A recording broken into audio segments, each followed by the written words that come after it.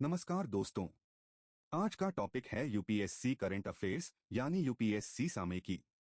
कुल 10 सवाल हैं, हर सही आंसर पर 1 मार्क मिलेगा। अपना फाइनल स्कोर कमेंट सेक्शन में जरूर मेंशन कीजिए कितने आउट ऑफ 10 सही हुए। चलिए शुरू करते हैं। अब आता है सवाल नंबर 1। भारत में वेलफेयर बनाम डेवलपमेंट बहस पर निम्न कथनों पर विचार करें। 1. वेलफेयर स्कीम्स तात्कालिक राहत के लिए होती हैं, जबकि डेवलपमेंट दीर्घकालिक क्षमता निर्माण पर केंद्रित है। 2. अत्यधिक वेलफेयर व्यय संरचनात्मक विकास बढ़ाए बिना फिस्कल हेल्थ पर दबाव डाल सकता है। 3. कैपिटल एक्सपेंडिचर रेवेन्यू एक्सपेंडिचर की तुलना में अधिक उन्मुख होता है। कौन से कथन सही हैं? अब देखिए चारों ऑप्शन। ऑप्शन ए 1, 2 और 3। ऑप्शन बी केवल 1 और 2। ऑप्शन सी केवल 2 और 3। ऑप्शन डी केवल 1 और 3। आपके पास 10 सेकंड्स हैं, सोचिए और सही आंसर चुनिए।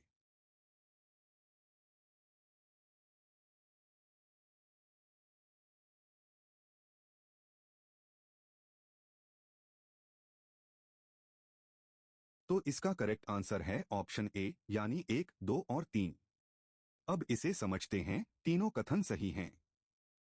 लेख शॉर्ट टर्म वेलफेयर और दीर्घकालिक क्षमता निर्माण के संतुलन पर जोर देता है, पॉपुलिज्म से फिस्कल तनाव की चेतावनी देता है तथा केपेक्स को उन्मुख मानता है। तो याद रखिए ये पॉइंट। सवाल नंबर 2 ध्यान से सुनिए। भारत में वेलफेयर स्कीम्स की डिलीवरी सुधारने के प्रमुख साधन माने जाते हैं। 1. Direct benefit transfer DBT. 2. Jam Trinity. 3. Revenue expenditure पर सांविधिक सीमा। नीचे दिए कूट से उत्तर चुनें। अब देखिए चारों ऑप्शन। ऑप्शन ए केवल 1। ऑप्शन बी केवल 1 और 2। ऑप्शन सी केवल 2 और 3। ऑप्शन डी 1, 2 और 3। आपके पास 10 सेकंड्स हैं, सोचिए और सही आंसर चुनिए।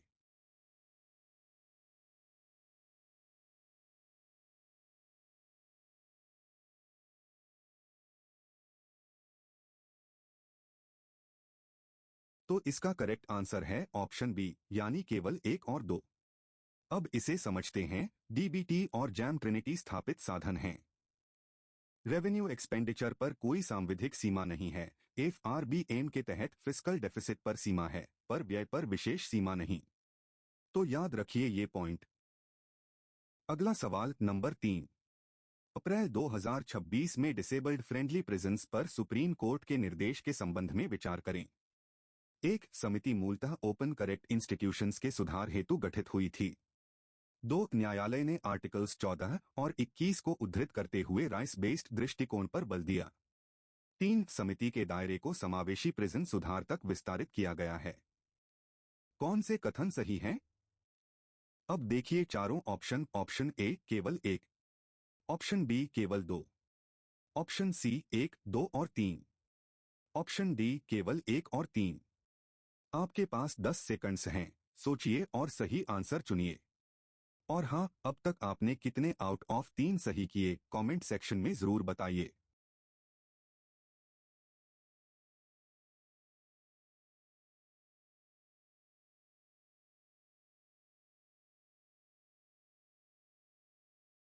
तो इसका करेक्ट आंसर है ऑप्शन सी यानी 1, 2 और 3।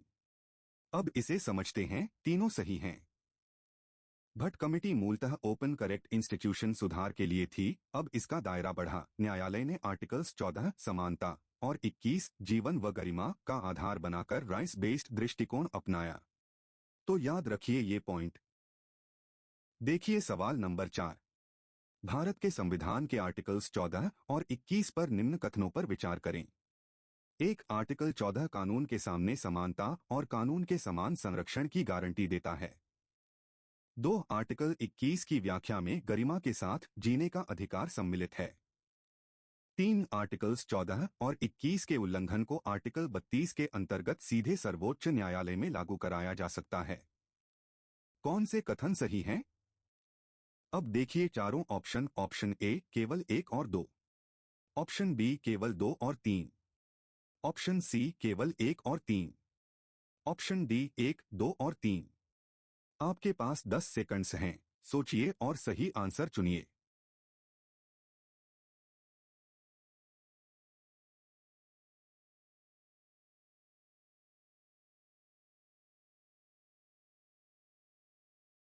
तो इसका करेक्ट आंसर है ऑप्शन डी, यानी 1, 2 और 3। अब इसे समझते हैं, तीनों सही हैं। आर्टिकल 14 समानता देता है। आर्टिकल 21 की व्याख्या मनेका गांधी के बाद से गरिमा, प्राइवेसी आदि तक विस्तारित हुई है। आर्टिकल 32 मौलिक अधिकारों के उल्लंघन पर सीधा उपचार देता है। तो याद रखिए ये पॉइंट। चलिए सवाल नंबर 5 देखते हैं। भारत के हीट क्राइसिस विमर्श में थर्मल इंजस्टिस का अभिप्राय है। 1, गरीबी एवं कमजोर इंफ्रास्ट्रक्चर के कारण गरीब वर्गों पर असमानुपातिक भार। 2, वर्तमान में डिजास्टर मैनेजमेंट एक्ट 2005 के अंतर्गत हीट वेव्स नोटिफाइड डिजास्टर्स हैं। 3, भेद्यता की विभाजन रेखाएं क्लास, कास्ट और जेंडर के अनुरूप हैं। सही उत्तर चुनें। अब देखिए चारों ऑप्शन। ऑप्शन ए केवल 1, ऑप्शन बी केवल 2 और 3, ऑप्शन सी 1, 2 और 3, ऑप्शन डी केवल 1 और 3। आपके पास 10 सेकंड्स हैं, सोचिए और सही आंसर चुनिए।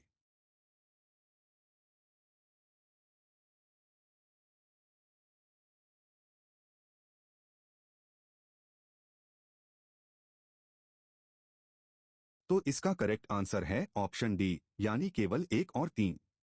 अब इसे समझते हैं, केवल 1 और 3 सही हैं। लेख क्लास कास्ट आधारित भेद्यता और आधारित भार का उल्लेख करता है। वर्तमान में हीट वेव्स को DMA 2005 के तहत नोटिफाइड डिजास्टर का राष्ट्रीय दर्जा प्राप्त नहीं, यही विधायी वैक्यूम लेख उजागर करता है। तो याद रखिए ये पॉइंट। अब आता है सवाल नंबर 6। भारत के संबंधी नीति परिदृश्य दृष्टि लेख के अनुसार पर निम्न में कौन सा कथन सही है? अब देखिए चारों ऑप्शन। ऑप्शन ए, मजबूत विधिक व नीति ढांचे की अनुपस्थिति इनफॉर्मल वर्कर्स की भेद्यता बढ़ाती है। ऑप्शन बी, भारत ने 2023 में समर्पित राष्ट्रीय हीट एक्शन लॉ पारित किया है।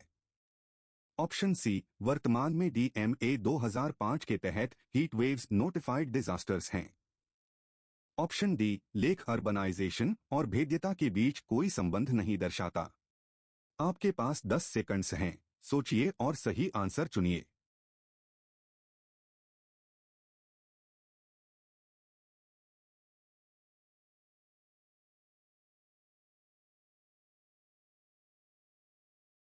तो इसका करेक्ट आंसर है ऑप्शन ए, यानी मजबूत विधिक व नीति ढांचे की अनुपस्थिति इनफॉर्मल वर्कर्स की भेद्यता बढ़ाती है। अब इसे समझते हैं। लेख के अनुसार मजबूत विधिक नीति ढांचे की अनुपस्थिति हीट को एक संरचनात्मक सामाजिक आर्थिक व मानवाधिकार संकट में बदल रही है। इसका सर्वाधिक बोझ इनफॉर्मल वर्कर्स पर पड़ रहा है। तो याद रखिए ये पॉइंट। सवाल नंबर 7 ध्यान से सुनिए। आइजर कोलकाता के सुंदरबंस माइक्रोप्लास्टिक्स अध्ययन पर विचार करें। 1, सबसे आम प्लास्टिक सामग्री पॉलीप्रोपिलीन और पेट पाई गई। 2, माइक्रोप्लास्टिक्स नैनोप्लास्टिक्स में टूटते हैं जो प्लास्टिस्फेस नामक जीवाणु समुदायों को आश्रय देते हैं। 3, अध्ययन किया गया मुरीगंगा एस्टुअरी सागर आइलैंड के निकट स्थित है। कौन से कथन सही हैं? अब देखिए चारों ऑप्शन। ऑप्शन ए केवल 1 और 2, ऑप्शन बी केवल 2 और 3, ऑप्शन सी 1, 2 और 3, ऑप्शन डी केवल 1 और 3। आपके पास 10 सेकंड्स हैं, सोचिए और सही आंसर चुनिए। और हाँ, अब तक आपने कितने आउट ऑफ 7 सही किए, कमेंट सेक्शन में जरूर बताइए।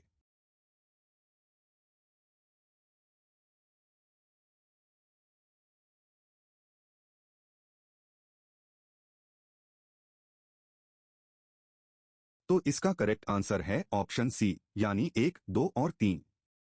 अब इसे समझते हैं। अध्ययन के अनुसार तीनों सही हैं। पॉलीप्रोपिलीन पैकेजिंग और पेट पानी की बोतलें प्रमुख थे। अपक्षय से नैनोप्लास्टिक्स बने जिन पर प्लास्टिस्फेस बसे। मूरीगंगा एस्टुअरी सुंदरबंस डेल्टा में सागर आइलैंड के निकट है।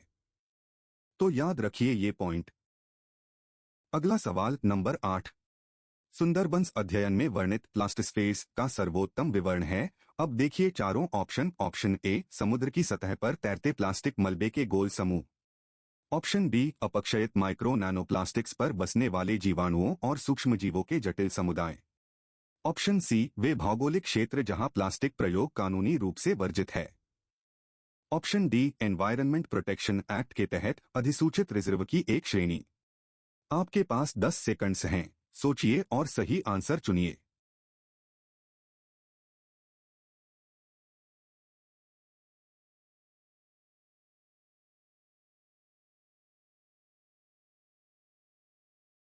तो इसका करेक्ट आंसर है ऑप्शन बी, यानी अपक्षयित माइक्रो नैनोप्लास्टिक्स पर बसने वाले जीवाणुओं और सूक्ष्मजीवों के जटिल समुदाय। अब इसे समझते हैं। अध्ययन के अनुसार प्लास्टिस्फेर्स अपक्षयित प्लास्टिक टुकड़ों की दरारों में बसने वाले जटिल माइक्रोबियल समुदाय, बैक्टीरिया व माइक्रोब्स हैं। यह समुद्री पारिस्थितिकी हेतु उभरती चिंता है। तो याद रखिए ये पॉइंट। देखिए सवाल नंबर 9। एनवायरमेंटल रिसर्च क्लाइमेट 2026 के भारतीय वन स्टोरेज अध्ययन पर विचार करें। एक हाई एमिशंस परिदृश्य में 2100 तक वेजिटेशन कार्बन बायोमास 97% तक बढ़ सकती है। 2 वृद्धि के मुख्य कारक एटमॉस्फेरिक CO में वृद्धि तथा प्रेसिपिटेशन में बढ़ोतरी हैं। 3 कार्बन बायोमास में सर्वाधिक तीव्र वृद्धि 2050 के बाद अपेक्षित है। कौन से कथन सही हैं? अब देखिए चारों ऑप्शन। ऑप्शन ए केवल 1 और 2, ऑप्शन बी केवल 2 और 3, ऑप्शन सी केवल 1 और 3, ऑप्शन डी 1, 2 और 3। आपके पास 10 सेकंड्स हैं, सोचिए और सही आंसर चुनिए।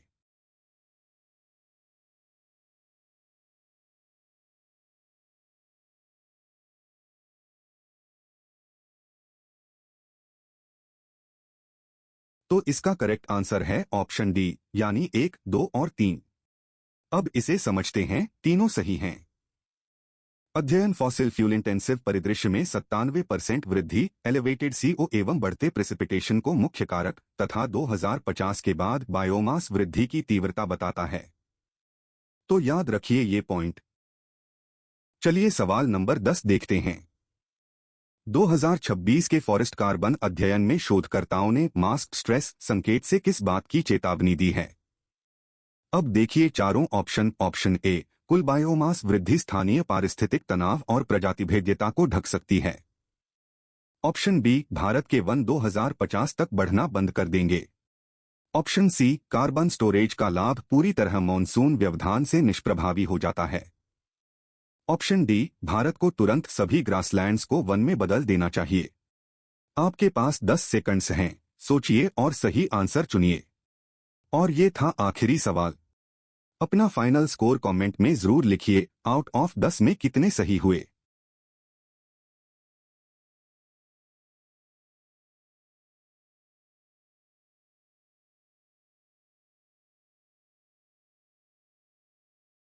तो इसका करेक्ट आंसर है ऑप्शन ए, यानी कुल बायोमास वृद्धि स्थानीय पारिस्थितिक तनाव और प्रजातिभेद्यता को ढक सकती है। अब इसे समझते हैं। शोधकर्ताओं ने चेताया है कि समग्र स्तर पर वेजिटेशन और कार्बन बायोमास की प्रक्षेपित वृद्धि स्थानीय तनाव, प्रजातिभेद्यता, इकोलॉजिकल सैचुरेशन और क्षेत्रीय जलवायु दबाव को ढक सकती है। तो याद रखिए ये पॉइंट।